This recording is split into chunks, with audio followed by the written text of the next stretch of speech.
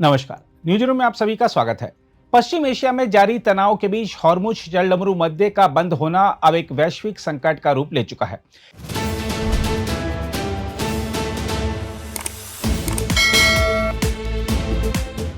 इस महत्वपूर्ण समुद्री मार्ग पर रुकावट के कारण न केवल ऊर्जा आपूर्ति प्रभावित हुई है, बल्कि खाद्य और औषधि आपूर्ति पर भी गंभीर असर पड़ रहा है।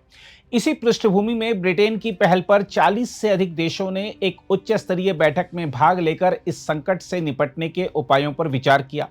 ब्रिटेन के विदेश मंत्री यूएट कूपर ने इस बैठक की अध्यक्षता करते हुए कहा कि ईरान द्वारा जलडमरू मध्य को बाधित करना वैश्विक अर्थव्यवस्था को बंधक बनाने जैसा है। उन्होंने स्पष्ट किया कि इस स्थिति का असर केवल यूरोप तक सीमित नहीं है, बल्कि एशिया, अफ्रीका और अन्य क्षेत्रों में भी ईंधन, उर्वरक और गैस की आपूर्ति प्रभावित हो रही है।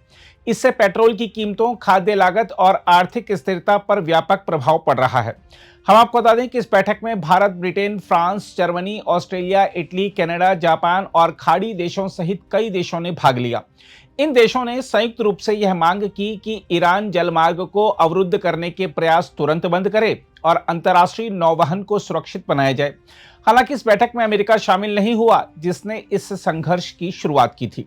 बैठक में यह भी चर्चा हुई कि क्या संयुक्त राष्ट्र के माध्यम से एक मानवीय समुद्री गलियारा बनाया जा सकता है, ताकि गरीब देशों तक उर्वरक और आवश्यक वस्तुएं पहुंच सकें और खाद्य संकट को टाला जा सके।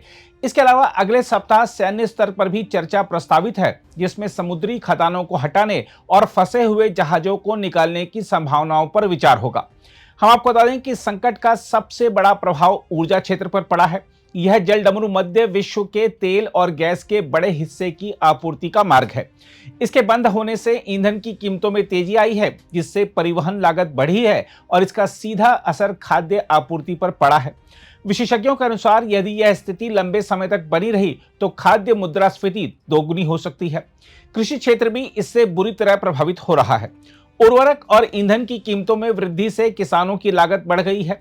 डेयरी और बागवानी क्षेत्रों में पहले से ही दबाव देखा जा रहा है। ग्रीन हाउस और पशुपालन इकाइयों में गैस आधारित ऊर्जा पर निर्भरता होने के कारण लागत और बढ़ रही है।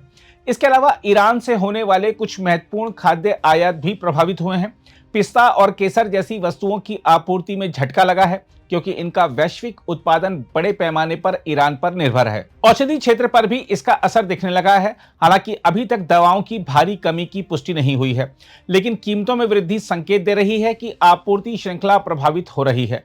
दवाओं के उत्पादन में उपयोग होने वाले रसायनों की आपूर्ति में देरी और परिवहन बाधाओं के कारण भविष्य में स्थिति और गंभीर हो सकती है। उधर भारत ने भी इस मुद्दे पर अपनी चिंता बैठक में व्यक्त की है।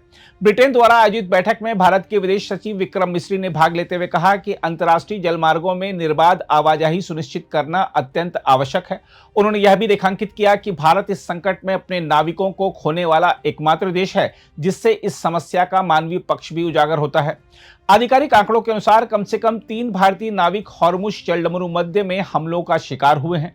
भारत ने यह भी स्पष्ट किया कि समाधान युद्ध या टकराव में नहीं, बल्कि बातचीत और कूटनीति में है। लेकिन यह भी उतना ही स्पष्ट है कि भारत अब केवल शांति की अपील तक सीमित नहीं रहना चाहता, वह अपने हितों की रक्षा के लिए सक्रिय रणनीतिक कदम उठा रहा है।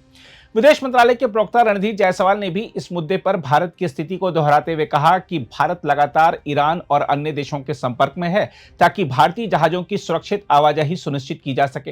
उन्होंने बताया कि हाल के दिनों में 6 भारतीय जहाज सुरक्षित रूप से इस मार्ग को पार कर चुके हैं, जो भारत की सक्रिय कूटनीति का नतीजा है।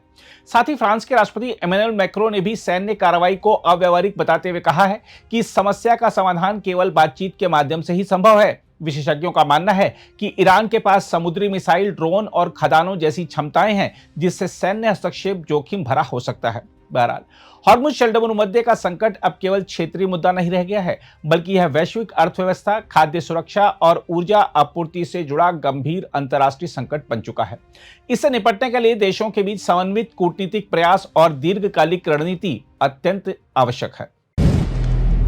अगर आप भी लेना चाहते हैं देश दुनिया की तमाम जानकारी, तो आज ही सब्सक्राइब करें हमारे चैनल को।